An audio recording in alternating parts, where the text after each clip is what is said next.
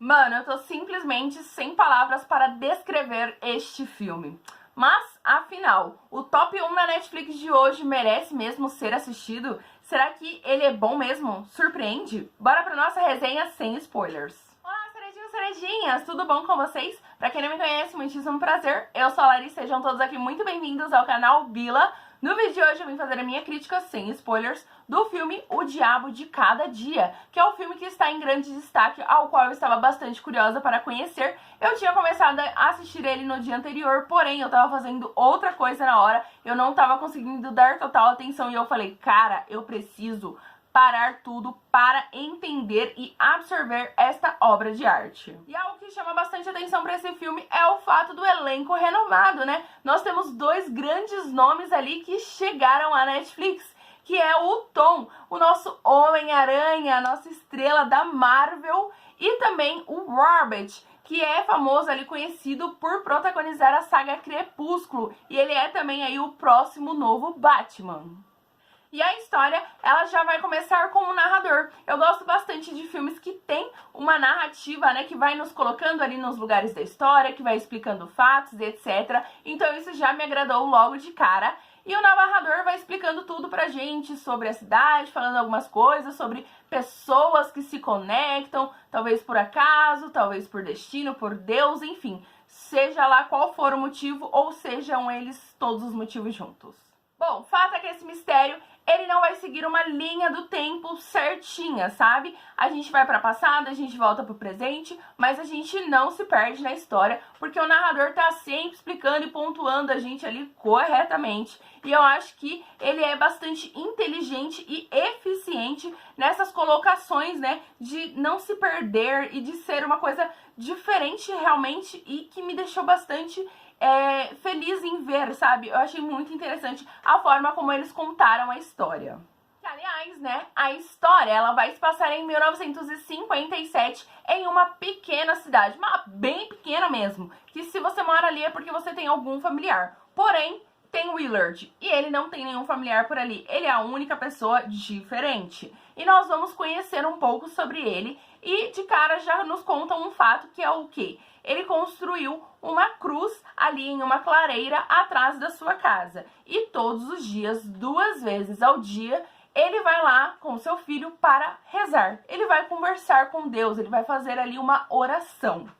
E todos os dias é como se ele estivesse encarando ali um dia por dia, sabe? E aí todo dia ele tem que orar pelaquela coisa daquele dia. Porém, toda vez que ele tá naquele crucifixo ali, que ele tá rezando, a mente dele vaga e a mente dele leva ele para uma coisa do passado. Porque no passado ele fez parte da guerra, né? Ele foi convocado e foi à guerra. E enquanto ele estava na guerra, ele encontrou um fuzileiro crucificado.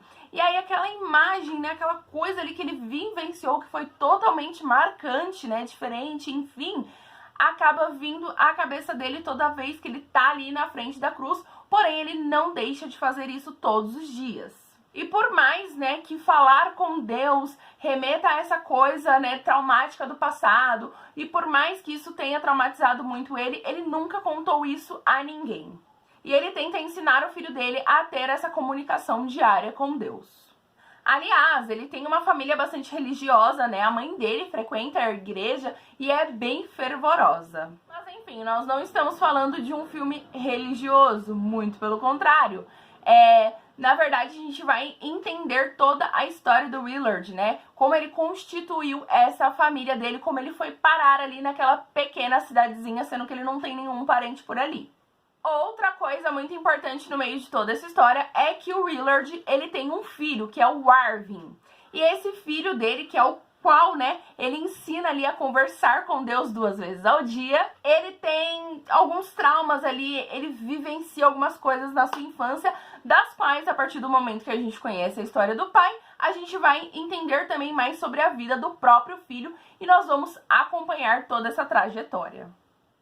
Essa história vai muito além do que simplesmente diz a sinopse. Ela tomou um rumo bastante diferente do que eu esperava e eu confesso que fiquei impactada com as coisas que vi. Uma coisa que é destaque aí em tudo isso e que eu achei bom são as diferentes relações com Deus, sabe? Que mostra tanto as pessoas pessoas que usam isso pro bem quanto para o mal. Então tem pessoas que se aproveitam do nome de Deus, diz falar em nome dele e praticam o mal. E tem pessoas que de fato têm um bom coração e que de fato são fervorosas e não sei o quê. E geralmente são as pessoas que são enganadas por aquelas que se aproveitam dos fiéis. Usam a fé, né, para se promover, né, os golpistas. E falando em fé, nós temos o reverendo Preston, que ele é conhecido como uma santidade, né? Um cara, tipo assim, muito incrível ali da igreja, um pregador que visita, da qual as pessoas respeitam muito, é uma pessoa ali renomada. Sinceramente, esse filme me trouxe reflexões importantes e eu acho que ele, de fato, acrescentou na minha vida, por mais que ele não seja um filme tão pra isso, talvez.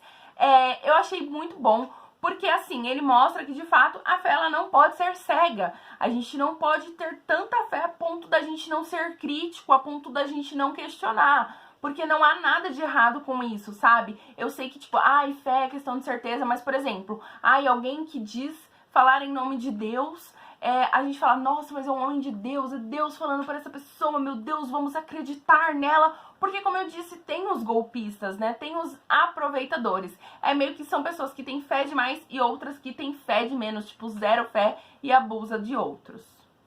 Outra coisa também é que, na verdade, nem tudo é de Deus. Às vezes a gente quer tanto uma coisa que a gente prefere acreditar que, nossa, isso deve ser um sinal divino. Não, mas deve ser coisa de Deus. Quando, na verdade, é simplesmente um querer interno da gente, uma coisa que a gente que põe ali na nossa cabeça. Bom, mas fato é que esse mistério vai trazer, além de boas atuações, histórias bastante diferentes. Então tem temáticas, né, para além dessa questão religiosa, por exemplo, como de serial killer. Tem de tudo um pouco, são meio que histórias cruzadas, né? A gente vai conhecer diferentes personagens, como eles se comportam, como vivem, o que pensam e etc. E de alguma maneira eles acabam se conectando, o que é bastante interessante. E para mim essas 2 horas de filme valeram a pena realmente, porque eu gostei, achei de fato um bom filme, é um filme inteligente. Mas, assim que eu vi, eu falei, cara, eu tenho certeza que não vai agradar todo mundo. Vai ser meio que como aquele filme Mãe, que é uma obra de arte, tem todo um bololô por trás, é super bem feito, mas que muita gente meio que não abre a mente, que não entende, que é mais fechado, não é muito público, e aí acaba com o filme e fala que é horroroso.